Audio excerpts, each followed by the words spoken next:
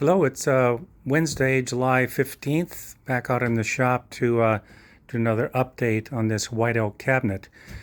Today we're going to talk about the very base of this cabinet, which if you've watched any of the videos, you understand there are three lower cabinets are all bolted together, and then there are three upper cabinets bolted together, and then there's a top, a middle, and a bottom section that runs horizontal.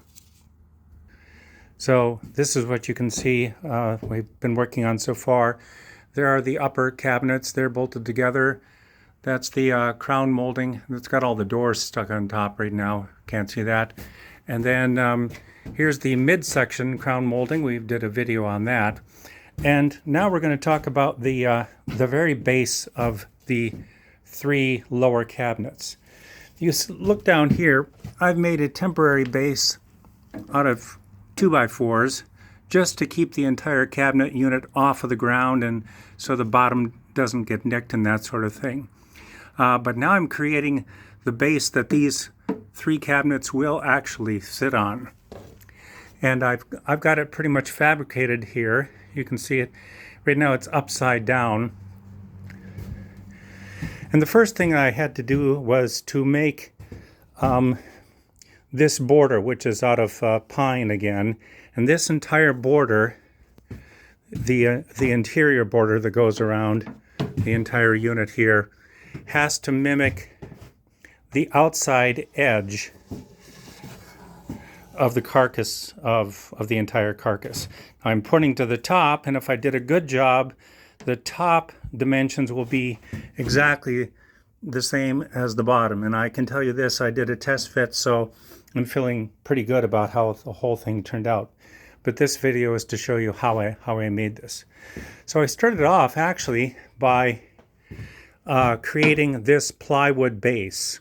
I cut it to rough shape and then fastened it to the top here, and then took a router, and I made sure that the edges were all sticking out a little bit. And then I took a router and profiled the entire piece all the way around so that this plywood piece is the exact dimension of this outside section here. I think you understand what I'm trying to say. Once that was done, then all I really had to do was glue these pine pieces on just to make sure that they fit the outside profile of the plywood. So I got that all done together, and once that was finished, I test fit it, and it had a really nice fit on the profile. I'm going to turn it over here so you can see what it really looks like now.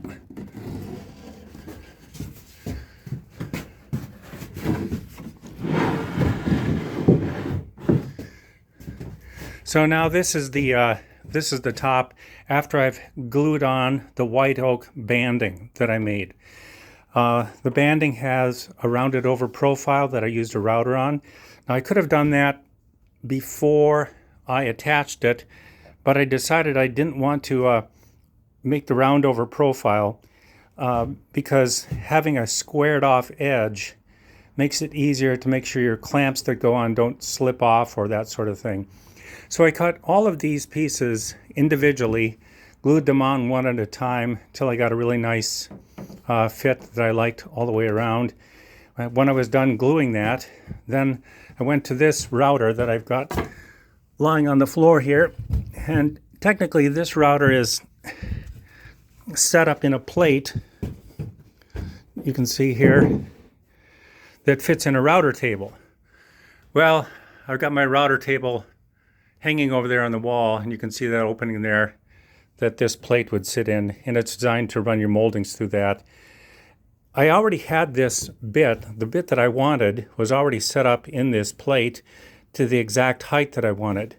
So I did something that's probably not highly recommended, so I'm not showing me do it on here, but I basically then just turned the entire router over and used that plate to follow the profile and go all the way around it like that. You used a router before you understand the concept. This router has this bearing on it, so the bearing drops below the surface and follows this edge. And as it follows that edge, it creates this nice rounded over effect. Now, the real tricky thing to do that when you're doing it freehand is to make sure that you do what we call a back cut first. So because the router bit is turning this direction, if you move the router this way, it can catch the grain and tear it out.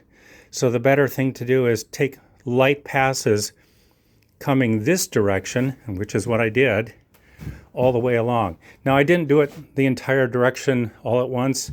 I would do bits and pieces. So I'd drag it back a little bit, drag it back a little bit, and then do the final cutoff this direction.